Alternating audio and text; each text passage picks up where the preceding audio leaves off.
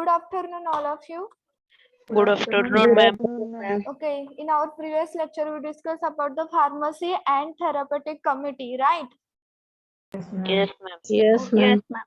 Today we are going to start the in this topic new point, last one. Role of a pharmacy and therapeutic committee in a adverse drug reaction. Okay.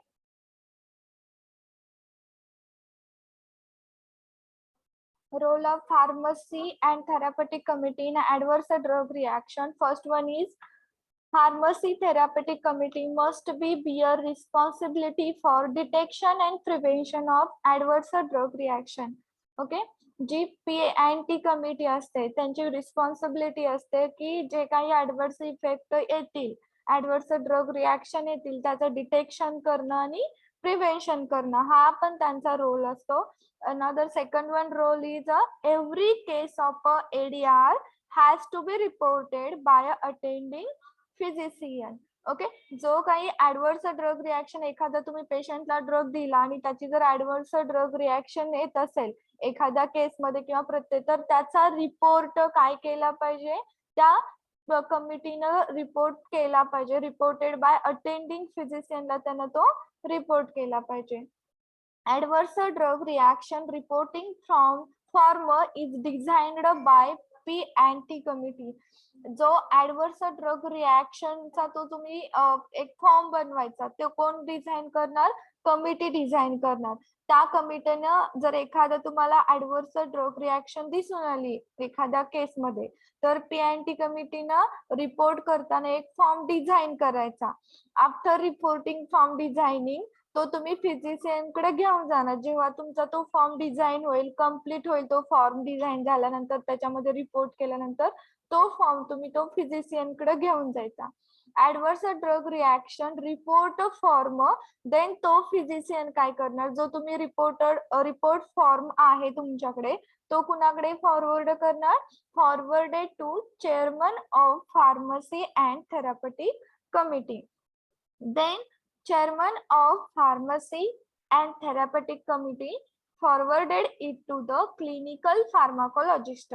मग तो कुणाकडे forward करणार, clinical pharmacologist कडे तो form तो forward करणार. Firstly revise बघा, तो जर एखाद्या केसमध्ये रोल काय आहे फर्स्टली PANT कमिटीचा, तर ऍडव्हर्स ड्रग रिॲक्शन डिटेक्शन आणि प्रिव्हेन्शन करणं. जर एखाद्या केसमध्ये किंवा एव्हरी केसमध्ये जर त्यांना असं ऍडव्हर्स ड्रग रिॲक्शन आढळली तर ते काय करणार, त्याचा एक रिपोर्ट करणार, रिपोर्टेड करणार फिजिशियनला. आणि ते करायच्या अगोदर ते एक फॉर्म डिझाईन करणार. त्या फॉर्म मध्ये सगळं कम्प्लीट करणार. After completion of the form they forwarded to physician आणि फिजिशियन कडे जाणार. Then physician forwarded to chairman of a PANT committee. Then chairman of a PANT committee forwarded it to a clinical pharmacologist कडे तो जाणार. 4 जणांकडे दाखवलंय. पहिल्यांदा तुम्ही PANT कमिटी फॉर्म बनवणार, त्याच्यानंतर फिजिशियन कडे जाणार, त्याच्यानंतर चेअरमन कडे जाणार आणि after the chairman clinical pharmacologist कडे तो फॉर्म जाणार. The ADR should be listed in a medical record as a diagnosis whenever such applies. ADR should be listed करायचं in a medical record मध्ये as a diagnosis whenever such as. जर एखाद्या समजा मी drug दिला आणि मला त्याचे ऍडव्हर्स ड्रग रिॲक्शन दिसून आले तर ते तुम्ही रेकॉर्ड तुमचं मेडिकल रेकॉर्ड मध्ये ते लिस्ट करून ठेवायचं, जेणेकरून एखादा दुसरा पर्सन आला तर तो ड्रग देताना चेक करणार की ह्या ड्रगचे कोणते ऍडव्हर्स इफेक्ट आहेत का. तर मी मेन्शन केलेले त्यांना ते ऍडव्हर्स ड्रग रिॲक्शन दिसून येणार, त्यामुळे ते काय करणार, ड्रग ऍडमिनिस्टर्ड करणार नाही. यासाठी एखादा ड्रग जर तुम्हाला दिसून आला ऍडव्हर्स ड्रग रिॲक्शन तर तुम्ही काय करणार, ते रेकॉर्ड करणार as a diagnosis whenever such. जेव्हा अप्लाय करणार असाल तेव्हा जर काही आले तर then pharmacy and therapeutic committee further send data of adverse drug reaction to government authorities like FDA, and FDA gather information on a drug effect and its ADR. Then PTC further send the data of ADR to government authorities. त्याच्यानंतर तो PTC committee काय करणार, PANT committee जो काही data असेल adverse drug रिॲक्शनचा तो कुणाकडे send करणार, गव्हर्नमेंट अथॉरिटीकडे सेंड करणार. कोणती, लाईक FDA किंवा FDA gather information on a drug effect and it's ADR. ह्या गव्हर्नमेंट अथॉरिटीकडे जे काही डाटा असेल तो डाटा तो PTC सेंड करतो. इथं तुमचं फार्मसी अँड थेरप्युटिक कमिटीचे रोल, फार्मसी आणि थेरप्युटिक कमिटी म्हणजे काय कम्प्लीट होतं.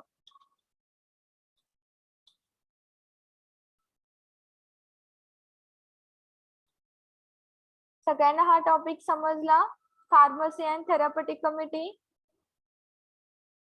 Yes, ma'am.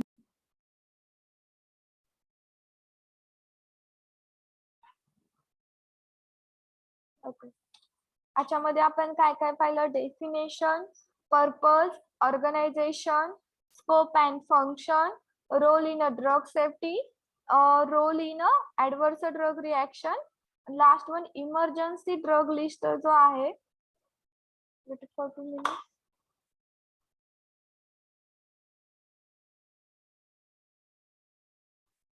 हा पॉइंट आपल्याला राहिला, emergency drug list. Okay.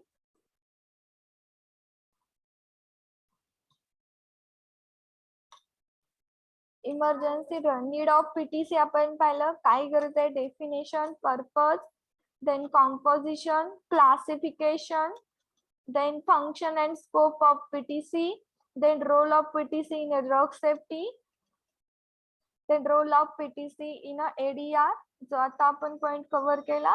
then next adverse drug reaction report, जो तुम्हाला सांगितलं की PNTC काय करते, एखाद्या ड्रगचं जर ऍडव्हर्स रिॲक्शन दिसून आले तर तो firstly design the report form.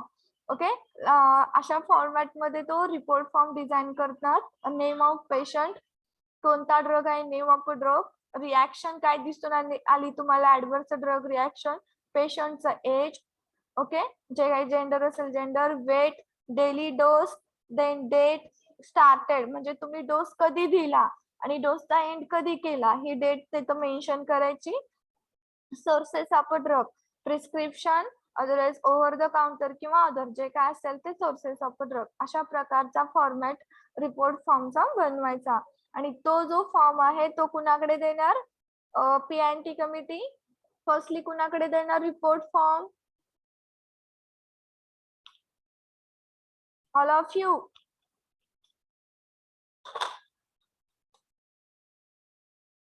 After designing the report form, forwarded to, कुणाकडे फॉरवर्ड करणार, I'm audible all of you, माझा आवाज येतो सगळ्यांना? Yes, ma'am. Yes, PTC commissioner पण आहे. हा पण डायरेक्ट तुम्ही त्यांच्याकडेच देणार का, फर्स्टली कुणाकडे देणार?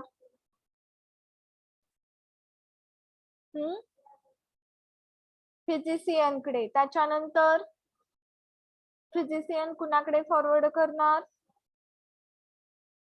3 वेळा सांगितलंय सगळ्यांना. कुणाकडे देणार फिजिशियन? चेअरमन कडे. आफ्टर द चेअरमन कुणाकडे सेंड करणार ते? Clinical pharmacist. Pharmacologist. Then this report from PNT committee एखाद्या गव्हर्नमेंट ऑथॉरिटीकडे ते सेंड करणार. Okay. Emergency drug list. Emergency drug list in short आपण पाहिली आहे. Role of a pharmacy and therapeutic committee in developing the emerging drug list. In great urgency, the time factor is a very important to the patient. PNT committee prepare a list of emergency drugs which are kept near the bed of a patient for use in an emergency. These boxes are called as emergency kits. ह्याच्यामध्ये काय केलं जातं, pharmacy आणि therapeutic committee काय करते, एक list of emergency drug prepare करते. आणि इमर्जन्सी ड्रगची लिस्ट प्रिपेअर केल्यानंतर ती जो पेशंटचा बेड आहे त्या near the bed of the patient तिथं त्या इमर्जन्सी टॅबलेट त्या ठेवून देतात. त्याच बॉक्सला तुम्ही काय भरणार, इमर्जन्सी किट बोलणार. Then supply to be maintain in emergency drug box. ह्याच्यामध्ये तुम्हाला एक्झाम्पल दिलेत, काय काय असणार आहे त्या इमर्जन्सी ड्रग बॉक्स मध्ये syringe of various range to each to each of 1 ml that is tuberculin or insulin syringe असतात 1 ml 2 ml syringe 5 ml syringe ह्या सगळ्या तिथं तुम्ही त्या इमर्जन्सी ड्रग बॉक्स मध्ये ठेवणार. Then needle preferably to each of 16, 18, 20, 21, 23, 23 च्या ह्या needles इथं तुम्ही ठेवून देणार. Files for breaking the ampoules, then tourniquets, airway equipment, rails tube ह्या सगळ्या तिथं पेशंटच्या इमर्जन्सी बॉक्सला तुम्ही ठेवून देणार. ओके, हा झाला emergency drug list. Last point समजला सगळ्यांना? Yes, ma'am. Yes, ma'am.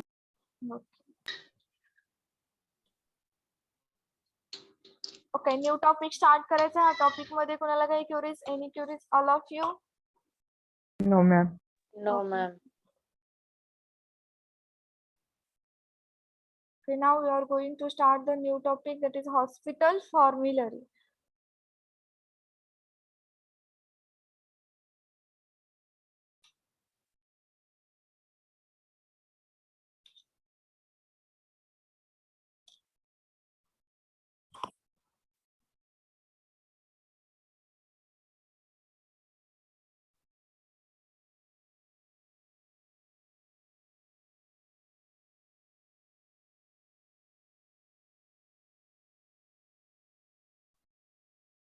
Hospital formulary system. In previous lecture, in short, discuss the hospital formulary. Anyone tell me the hospital formulary means in short? What do you mean by the hospital formulary? काय केलं जातं? Hospital formulary म्हणजे नक्की काय?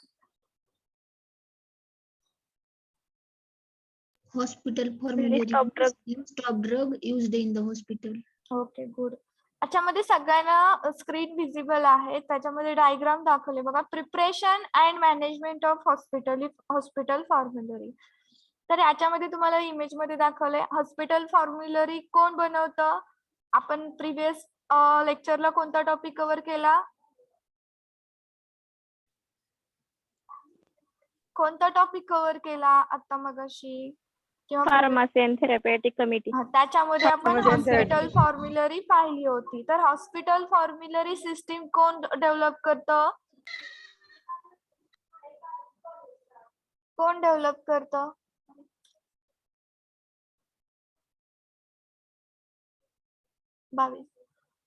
All of you, formation of P&T committee, right? Yes, ma'am. Answer कोण देणार? Yes, ma'am.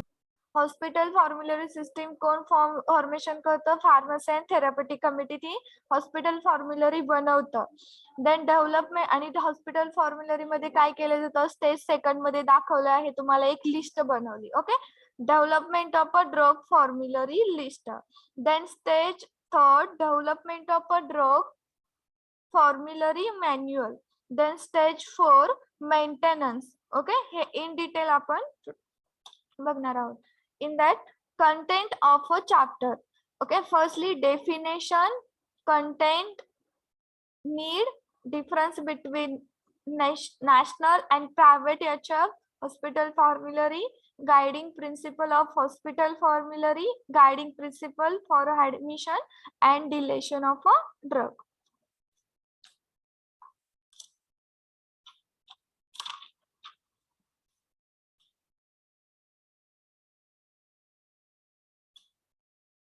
Okay, definition of the hospital formulary.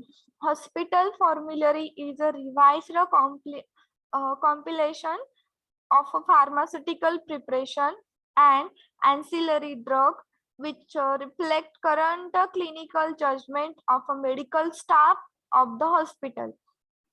Hospital formulary म्हणजे revised compilation. म्हणजे ह्याच्यामध्ये काय सांगितलंय की ह्याच्या जे काही रिवाइज यांचे तुमच्या फर्स्टली मी आज बनवलं असेल एखादी हॉस्पिटल फॉर्म्युलरी लिस्ट, तर उद्या एखादा ड्रग ऍड झाला असेल तर ती रिवाइज्ड मी डबल ती लिस्ट बनवून रिवाइज्ड लिस्ट अपडेट करून पुढे सेंड करणार. तर hospital formulary is revised compilation of pharmaceutical preparation असणार आहे अँड अँसिलरी ड्रग असे ड्रग जे की which reflect current clinical judgement of a medical staff of the hospital.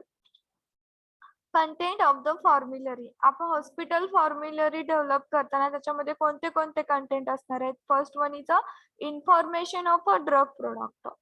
Firstly include the list of a branded and generic drug with their formulation,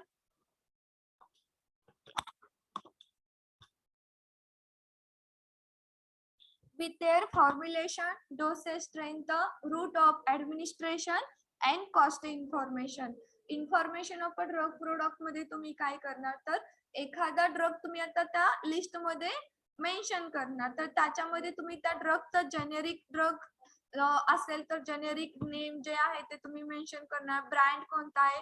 for example आता मी कॅल्पॉल किंवा पॅरासिटामॉलच्या another one tablet घेत असेल तर तुम्ही पॅरासिटामॉलचे 2 brand घेता तर brand mention करणार आणि त्यांचा मेन जेनेरिक पॅरासिटामॉल म्हणजे कॅल्पॉल हा दुसऱ्या पॅरासिटामॉल टॅबलेट त्याच्यामध्ये पण दुसऱ्या टॅबलेट मध्ये पण पॅरासिटामॉलच इन्ग्रेडियंट आहे. जो जेनेरिक ड्रग आहे तो तुम्ही मेन्शन करणार. त्याची डोसेज स्ट्रेंथ किती आहे तो मेन्शन करणार. रूट ऑफ ऍडमिनिस्ट्रेशन कोणत्या रूटनी तो ड्रग दिला जातो तो रूट तुम्ही मेन्शन करणार आणि कॉस्ट इन्फॉर्मेशन ही सगळी इन्फॉर्मेशन तुम्ही फर्स्टली फिल करणार. Then index of a drug product listing. Index of a drug product listing मध्ये तुम्ही काय करणार. For a branded and generic drug index proper reference to page number in each entry. Okay. जर for a branded आणि generic ड्रगची जी index असेल तर तुम्ही proper reference to the page number in each entry. Then therapeutic and pharmacological index. Therapeutic and pharmacological index according to the therapeutic category. म्हणजे एखाद्या प्रत्येक ड्रगची जी थेरापेटिक इंडेक्स असेल ती वेगवेगळी असणार आहे. त्याचा थेरापेटिक इक्विव्हॅलन्स वेगवेगळा असणार. तर त्याचा अकॉर्डिंग टू थेरापेटिक कॅटेगरी तुम्ही ती इंडेक्स बनवायची. थेरापेटिक आणि फार्माकोलॉजिकल इंडेक्स आणि अकॉर्डिंग टू दिस तुम्ही ते ड्रग मेन्शन करणार. Then name and title of the member of a PTC. त्या प्रत्येक मेंबरचं नेम आणि टायटल तुम्ही तिथं मेन्शन करणार. After this detail of hospital policies. ज्या काय हॉस्पिटल पॉलिसीज असतात त्याच्या details and procedure regarding the drug use and request for the entry of a new drug in a formulary. Detail hospital policies असणार त्याच्यामध्ये एखादा drug use करण्याची जी काही procedure असेल रिगार्डिंग ड्रग यूज जी काही प्रोसिजर असेल ती तुम्ही मेन्शन करणार. Then request for entry of a new drug in a formulary. आता तुम्ही लिस्ट बनवली आहे हॉस्पिटल फॉर्म्युलरीची तर त्याच्यानंतर एखादा नवीन ड्रग ऍड करायचा आहे तर त्याची रिक्वेस्ट जी काय असेल तर ती रिक्वेस्टची एंट्री पण तुम्ही तिथं केली पाहिजे. List of approved product used in hospital. Pharmacy आणि थेरापेटिक कमिटीनं काय केलं असेल लिस्ट ऑफ ड्रगला जे काही अप्रूव्ड केलेले ड्रग असेल कमिटीनं अप्रूव्ड केले त्या ड्रगची पण लिस्ट तुम्ही काय करणार.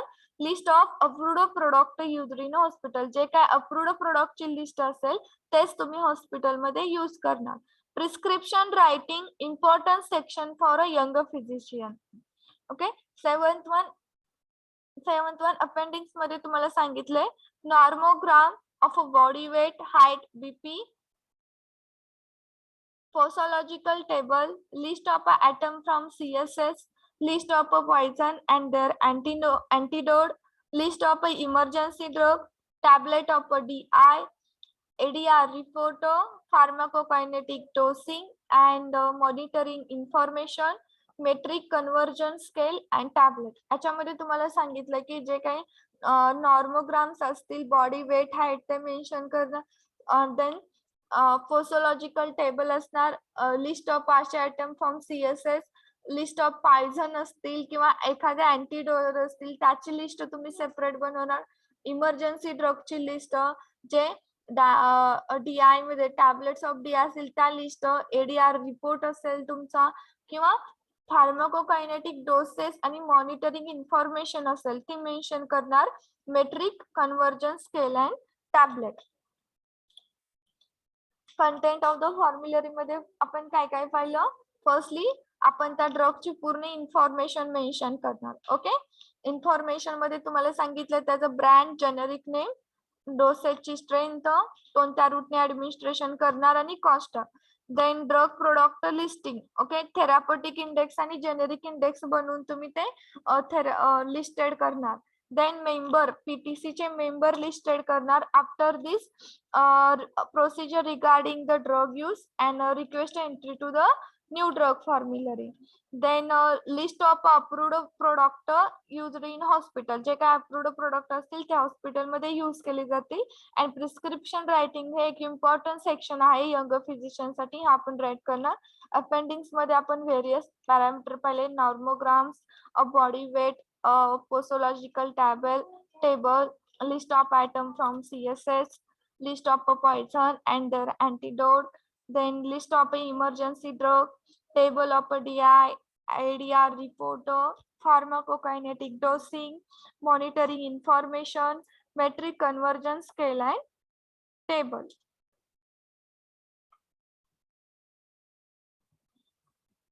Next point is the need for hospital formulary.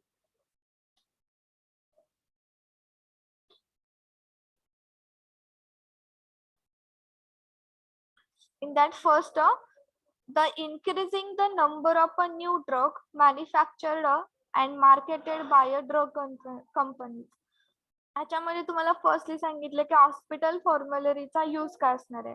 आपण हॉस्पिटल फॉर्म्युलरीची लिस्ट बनवताना काय पाहिलं की ड्रगचं ब्रँड नेम मेन्शन करणार. ओके, ब्रँड नेम नंतर जर जेनेरिक असेल तर ते जेनेरिक नेम मेन्शन करणार. त्याचं रूट ऑफ ऍडमिनिस्ट्रेशन, डोसेज सगळं मेन्शन करणार. आता मार्केटमध्ये नवीन नवीन ड्रग खूप येतात. Okay, increasing the number of new drug is manufactured, वेगवेगळे मॅन्युफॅक्चर होतात नवीन ड्रग किंवा मार्केटेड होतात बाय ड्रग कंपनी. मग त्या प्रत्येक ड्रगचं हे हॉस्पिटल फार्मरी P&T काय करणार, प्रत्येक ड्रगची इफिकसी बघणार, थेरापेटिक इक्विव्हॅलन्स चेक करणार, रूट ऑफ ऍडमिनिस्ट्रेशन चेक करणार, अप्रूव्ह घेणार आणि देन ते हॉस्पिटल फॉर्म्युलरी मध्ये एंट्री करणार. मग हॉस्पिटल फॉर्म्युलरची गरज काय की तुम्हाला एखादा मार्केटमध्ये न्यू ड्रग आला असेल तर त्याची इन्फॉर्मेशन कुठे भेटणार, हॉस्पिटल फॉर्म्युलरी मध्ये. जर एंट्री केली असेल, एखाद्या पेशंटला तुम्ही ड्रग देता तर तो ड्रग देण्या अगोदर मार्केटमध्ये नवीनच आहे, तो तुम्हाला माहित नसेल तर तुम्ही त्याचे कुठे जी काही तुमच्या हॉस्पिटल फॉर्म्युलरीची लिस्ट असेल त्याच्यामध्ये चेक करणार त्याचे ऍडव्हर्स इफेक्ट आहेत का केलेले किंवा ड्रगचा ब्रँड कोणता आहे, रूट ऑफ ऍडमिनिस्ट्रेशन काय, हे सगळे त्याच्यामधून कलेक्ट करणार आणि तो डोस तुम्ही पुढे फॉरवर्ड करणार. अशा हा एक यूज झाला, नीड झाली. Then another one, increasing the influence of ad on a drug which include both scientific and unscientific, ethical and unethical. काही ड्रग असे असतात मार्केटमध्ये ज्याची ऍडव्हर्टाइजमेंट केली जाते. ओके, बोथ सायंटिफिक असतील किंवा अनसायंटिफिक असतील किंवा इथिकल अनइथिकल असेल तर ते ऍड केल्यानंतर पेशंट काय करतात, बाहेरचे विदाउट प्रिस्क्रिप्शन ते ड्रग घेतात आणि त्याचे साईड इफेक्ट दिसून येतात. तर याची पण तुम्ही त्या हॉस्पिटल फॉर्म्युला मधून तुम्हाला इन्फॉर्मेशन कळेल त्या ड्रगचं काय आहे यूज वगैरे. Then increasing the complexity of untoward effect of modern potent drug. आता जे मार्केटमध्ये येणारे नवीन मॉडर्न पोटेंट ड्रग आहेत त्यांची कॉम्प्लेक्सिटी खूप असते, याचे अनटुवर्ड इफेक्ट किंवा साइड इफेक्ट दिसून येतात, ते पण तुम्हाला याच्यातून कळेल. Newer sale promotion strategy of pharmaceutical industry. आता जे काही फार्मास्युटिकल इंडस्ट्रीज आहेत मग त्यांचा प्रोडक्ट असेल तर ते वेगवेगळे सेल प्रमोशनच्या न्यू स्ट्रॅटर्जी टेक्निक वापरतात. Okay, newer sale promotion strategy technique वापरतात त्यांचं त्या प्रोडक्टचं सेल करण्यासाठी industry. Okay, then public interest in getting possible health care at lowest possible. तुम्ही हॉस्पिटल फॉर्म्युलरी मध्ये हे वरची इन्फॉर्मेशन जी अबोव इन्फॉर्मेशन तुम्हाला सांगितली, ड्रग कंपनी मधून येतात नवीन त्याची इन्फॉर्मेशन किंवा एखाद्या ड्रगची ऍड होते मग ती ऍड इथिकल किंवा अनइथिकल असते त्याच्यानुसार तुम्ही हॉस्पिटल फॉर्म्युलरी मध्ये ड्रग इंटर करणार अनटुवर्ड इफेक्ट लक्षात घेऊन. किंवा मार्केटमध्ये फार्मास्युटिकल इंडस्ट्री येतात राईट, मग त्या फार्मास्युटिकल इंडस्ट्री त्यांचं सेल्फ प्रमोशन साठी न्यू स्ट्रॅटर्जी टेक्निक वापरतात. ह्या सगळं लक्षात घेऊन तुम्ही हॉस्पिटल फॉर्म्युलरी मध्ये एखादा ड्रग एंट्री करता, ती लिस्ट बनवता, तर ह्याचा अजून एक फायदा असणार काय की लोएस्ट पॉसिबल कॉस्ट मध्ये तुम्हाला भेटणार. People interested in getting possible health care at a lowest possible cost. कमीत कमी किमतीमध्ये कसा इफेक्टिव्ह ड्रग भेटेल हेच पब्लिक त्याच्यामध्ये इंटरेस्ट असणार.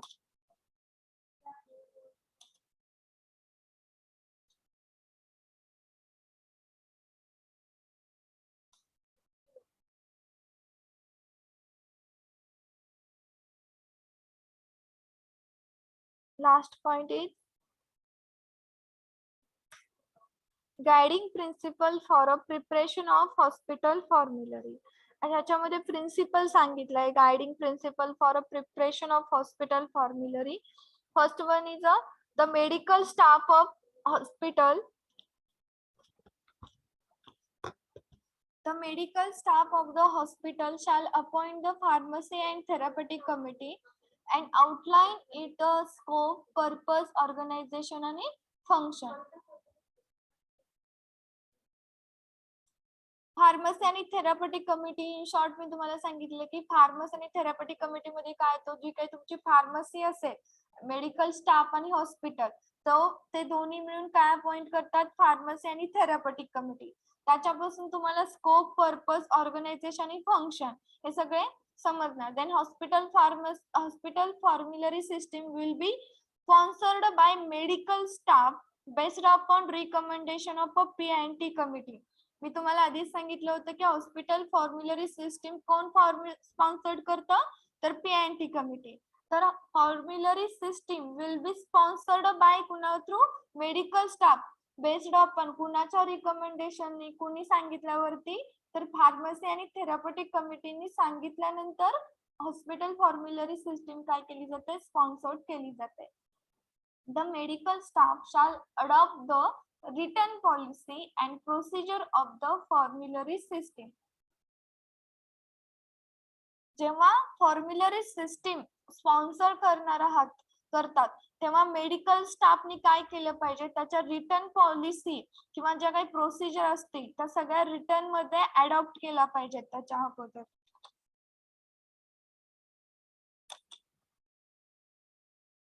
नेक्स्ट तुम्हाला सांगितलंय drug should be included in the formulary by their non proprietary names and should be prescribed by the same name.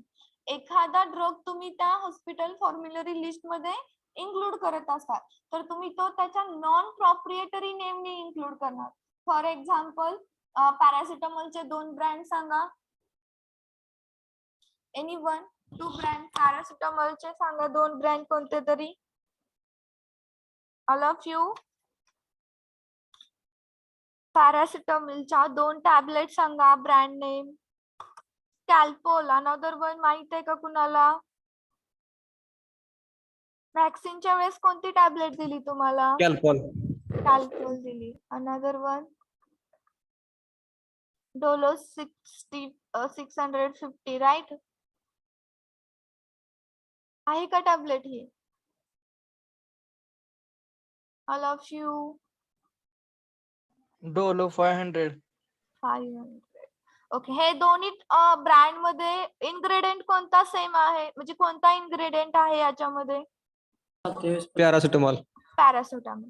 तर हॉस्पिटल फॉर्म्युलरी मध्ये तुम्ही ते मेन्शन करताना त्या लिस्ट मध्ये त्याचं नॉन प्रोप्रिएटरी नेम मेन्शन करायचं, म्हणजे पॅरासिटामॉल टॅबलेट मेन्शन करायचं आणि देन पुढे त्यांचं जे काय असेल ते तुम्ही करणार, म्हणजे जेणेकरून should be prescribed by the same नेमने तुम्ही आणि प्रिस्क्रिप्शन मध्ये पण तुम्हाला इथं सांगितलंय की त्यांनी जर तुम्ही प्रिस्क्राइब करत असाल तो ड्रग तर त्याच्या सेम नेमने प्रिस्क्राइब करायचा, पॅरासिटामॉल म्हणून प्रिस्क्राइब करायचा असं त्यांनी म्हटलंय. देन तुम्हाला सांगितलंय की limiting the number of a drug available from the pharmacy can produce the substantial patient care आणि financial benefit. This benefit can be greatly increased by using generic equivalence.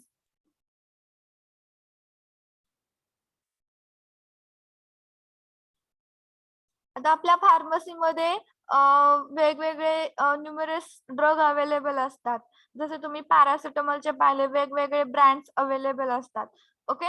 मग ते काय करतात, काही ब्रँड काही टॅबलेट असतात त्या फायनान्शियली बेनिफिट्स असतात.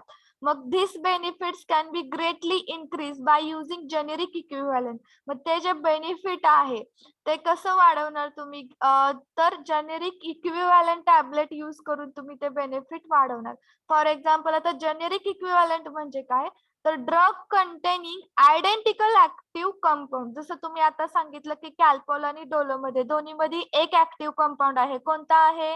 कॅल्पॉल आणि डोलो मध्ये जसं तुम्ही आता सांगितलं कोणता, पॅरासिटामॉल आहे. तर पॅरासिटामॉलची जेनेरिक टॅबलेट आणि डोलोची कॅल्पॉल ही एक जेनेरिक टॅबलेट आहे.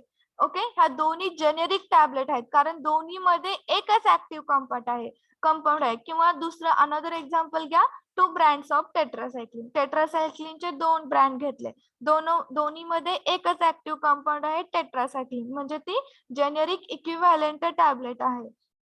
आणि थेरापेटिक इक्विव्हॅलंट टॅबलेट म्हणजे फॉर एक्झाम्पल फर्स्टली एक्झाम्पल सांगते, 2 डिफरंट अँटासिड प्रोडक्ट घ्या. 2 डिफरंट अँटासिड मध्ये मला सांगा बरं 2 वेगवेगळ्या अँटासिड प्रोडक्ट, एनीवन फास्टली.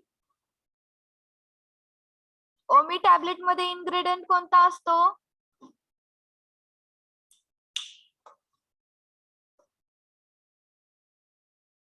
ओमी टॅबलेट मध्ये इन्ग्रेडियंट कोणता असतो? ऑल ऑफ यू सांगा पटकन. ऍज अ फार्मासिस्ट तुम्हाला माहित पाहिजे, कोणतीही टॅबलेट तुम्ही घेत असाल इथून पुढे तर फर्स्टली तुम्ही त्याच्यामध्ये इन्ग्रेडियंट चेक करायचे, फक्त नाव वाचून नाही. तर ह्याच्यामध्ये कोणता इन्ग्रेडियंट आहे, त्या इन्ग्रेडियंटचा यूज काय आहे, इथून पुढे तुम्ही कोणताही टॅबलेट हँडल करताना हे चेक करायचं. ओमी मध्ये कोणता असतो? ओमिप्राझोल इन्ग्रेडियंट असतो का?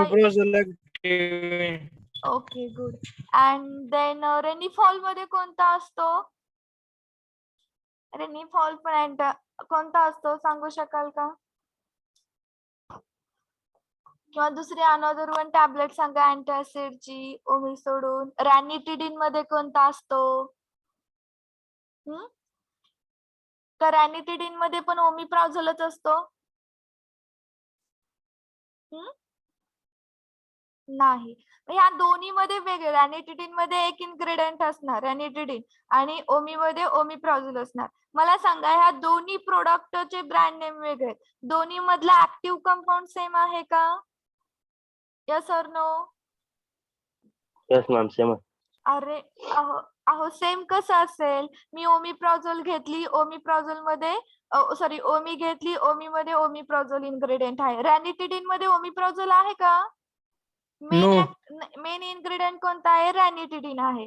दोन्हीचे इन्ग्रेडियंट वेगळे आहेत, पण दोन्हीचा यूज काय आहे? सेम आहे की वेगळा आहे? दोन्ही सेम आहे. म्हणजे दोन्ही मध्ये ऍक्टिव्ह कंपाऊंड वेगळे आहेत पण दोन्हीचा यूज सेम आहे. ते म्हणजे ड्रग कोणते? Therapeutic equivalent. म्हणजे त्यांची थेरी सेम आहे, ते ऍक्ट सेम होतात. दोन्ही पण तुमचं ऍसिडिटी कमी करतात पण दोन्हीचा ऍक्टिव्ह कंपाऊंड वेगवेगळा आहे. मग ते येतात थेरापेटिक इक्विव्हॅलंट मध्ये. जेनेरिक मध्ये तुमचे पॅरासिटामॉल घ्या, पॅरासिटामॉल मध्ये कॅल्पॉल आणि डोलो, दोन्ही मध्ये ऍक्टिव्ह कंपाऊंड सेमच आहे, त्यांची ऍक्शन पण सेमच आहे.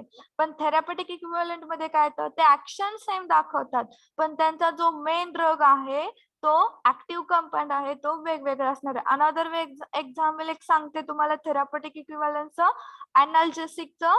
मिफेनामिकची टॅबलेट आणि पॅरासिटामॉल पण अनाल्जेसिक म्हणून ऍक्ट होते. ओके, मिफेनामिक मध्ये कोणता ड्रग आहे? मिफेनामिक. आणि पॅरासिटामॉल मध्ये ऍक्टिव्ह कंपाऊंड कोणता आहे? पॅरासिटामॉल. पॅरासिटामॉल पण पेन कमी करते आणि मिफेनामिक पण पेन कमी करते. दोन्हींचा यूज सेम आहे पण ऍक्टिव्ह कंपाऊंड कशा आहेत? वेगवेगळे आहेत. इथून पुढे कोणतीही टॅबलेट हातात आली की त्याचे इन्ग्रेडियंट सगळ्यांनी वाचायचे आणि पटकन, सगळ्यांजवळ मोबाईल असतात, सगळ्यांनी त्या इन्ग्रेडियंटचा यूज काय आहे, कशासाठी वापरली जाते चेक करायचं. लक्षात राहू न राहू, तुमच्या हातात किती वेळा टॅबलेट येतात, घरी कोणातरी असलं की येत असतात, आपण तो टॅबलेट घ्यायची, सर्च करायची, वाचायचं. लक्षात राहील अशाने जरी वाचलं तर तुमच्यासाठी ते चांगलं. इथून पुढे मग नंतर तुम्हाला कोणतीही टॅबलेट बघू द्या, तुम्ही ती पटकन सांगू शकता की ही टॅबलेट याच्यावरती आहे. पुन्हा तुम्हाला मेडिकल प्रॅक्टिस वगैरे मध्ये पण खूप बेनिफिट ह्याचा राहील. त्यामुळे कोणतीही टॅबलेट हातात आली तर फर्स्टली त्याचे इन्ग्रेडियंट कोणते आहेत रीड करायचे, इन्ग्रेडियंटचे यूज बघायचे. ओके, तुमच्यासाठी हे खूप बेनिफिट राहील. नेक्स्ट आपण बघणार आहोत इथं जेनेरिक अँड थेरॅपेटिक इक्विव्हॅलंट कंप्लीट झालं.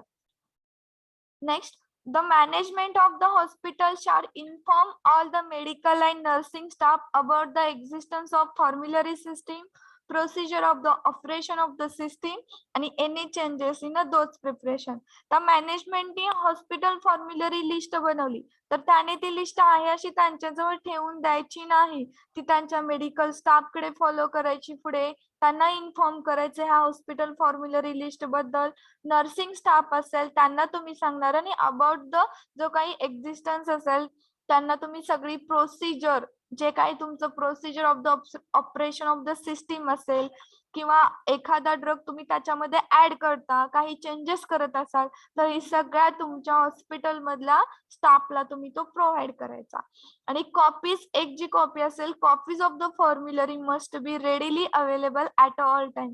प्रत्येक टाइमला तुम्ही ती काय करणार आहे, कॉपी अवेलेबल तुमच्याकडे पाहिजे, रेडी पाहिजे. Provision shall be made for the use of drug not included in the formulary by the medical staff. एखादा मार्केटमध्ये नवीन ड्रग आला असेल तर तो तुम्हाला त्या फॉर्म्युलरी मध्ये एंट्री करायचा आहे हॉस्पिटल फॉर्म्युलरी मध्ये, तर तो ड्रग आधी तुम्ही कमिटी बरोबर डिस्कस करणार, फार्मसी आणि थेरॅपेटिक कमिटी मध्ये. ती कमिटी त्या ड्रगचा यूज, थेरॅपेटिक इफिकसी सगळं चेक करणार आणि ती अप्रूव्हल देणार आणि त्याच्यानंतर तुम्ही तो हॉस्पिटल फॉर्म्युलरी मध्ये एंट्री करणार. आणि एखाद्या ड्रगची, आता नेक्स्ट लास्ट पॉइंट सांगितलाय, the pharmacist shall be responsible. तुम्ही फार्मासिस्ट आहात तर तुम्ही रिस्पॉन्सिबल असतात एखाद्या ड्रगच्या स्पेसिफिकेशन ऍज अ क्वालिटीसाठी, क्वांटिटीसाठी, source of supply of all the drug use in a diagnosis treatment of a patient. Right, तुम्हाला हॉस्पिटल फॉर्म्युलरीची लिस्ट तर दिलेली असती, राईट, त्याच्यानुसार तुम्ही त्या ड्रगचं काय करणार, सप्लाय ड्रग घेणार. पण जर एखादा ड्रग तुम्ही मागवता, ओके, सोर्स एखाद्या सप्लायर कडून तुम्ही तो ड्रग घेता, तर तुम्हाला त्याची क्वालिटी माहित पाहिजे, त्याची किती क्वांटिटी घ्यायची, ह्या सगळ्यांसाठी फक्त फार्मासिस्ट रिस्पॉन्सिबल असतो in the diagnosis treatment of the patient. एखादा मी ड्रग देते पेशंटला, मी सांगितला प्रिस्क्राईब केला हा ड्रग, ऍज अ फिजिशियननी केला, फार्मसीनं तो ड्रग दिला, तर त्याच्या क्वालिटी, क्वांटिटी आणि ह्याच्यासाठी सगळं रिस्पॉन्सिबल फार्मासिस्ट असतं.